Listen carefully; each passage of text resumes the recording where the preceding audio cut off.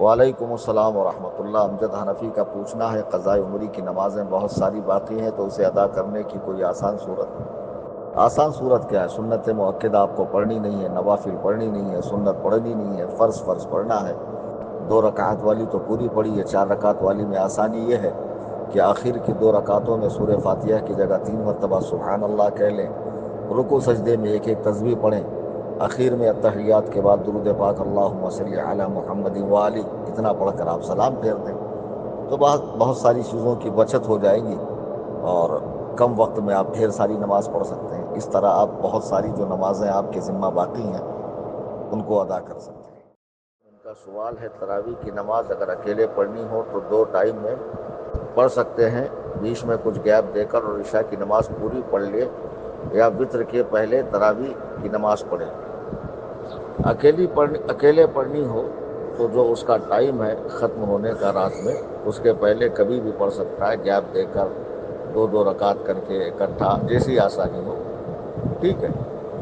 اور تراویح کے بعد بھی وطر پڑھ سکتا ہے، تراویح کے پہلے بھی پڑھ سکتا ہے، اس میں اختیار ہے اس کو۔ اللہ ان کا پوچھنا ہے رمضان میں افطار کے وقت ساتھ ساتھ اذان شروع ہو جاتی ہے، اس وقت جواب اذان کا کیا حکم ہے؟ اذان کا جواب کب دینا واجب ہے؟ تفصیل سے بتائیں۔ کیا لاؤڈ اسپیکر کی اذان کا جواب دینا واجب ہے؟ جب آپ افطار کر رہے ہوں، اذان ہو رہی ہو تو آپ جواب نہ دیں، آپ افطار کر لیں، ٹھیک ہے۔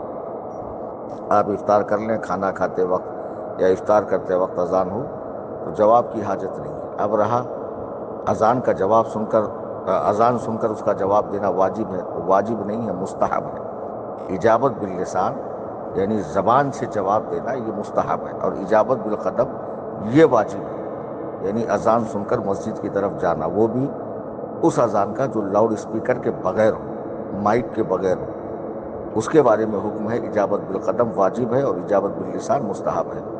لیکن آپ جب افطار کر رہے ہوں تو ظاہر سی بات ہے دن بھر کی تھکان ہے اور نہیں ہوتا انسان تو کھا کر اتنی طاقت حاصل کر لے کہ نماز کو اطمینان سے پڑھے، تو افطار مکمل ہو کر نماز کے لیے تشریف لے جائیں۔ جودھ پور سے پوچھتے ہیں کیا ایسا ہے جو مسلمان ہے لیکن نماز وغیرہ نہیں پڑھتے اور جادو، نظر بد وغیرہ کا علاج کرتے ہیں، نیمبو، انڈا، گوشت وغیرہ چوراہے پر رکھنے کا کہتے ہیں، اور بھی ٹونا ٹوٹکے بتاتے ہیں، کیا ان کے پاس جانا اور یہ عمل کرنا درست ہے؟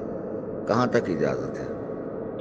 دیکھیے، جب کوئی روحانی معاملہ پیش آئے تو سب سے پہلے اس کی طرف رجوع کرنا چاہیے جو کتاب و سنت کا متبع ہو، اور جو بزرگان دین اور نبی علیہ الصلوۃ والسلام کے طریقے سے بتائے ہوئے طریقے پر علاج کرے۔ اور جو شخص کا معاملہ ایسا ہو کہ وہ نماز وغیرہ بالکل نہیں پڑھتا، احکام شرعیہ کی پابندی نہیں کرتا اور اس طرح کے کام کرتا، اس کے پاس جانے سے بچنا چاہیے۔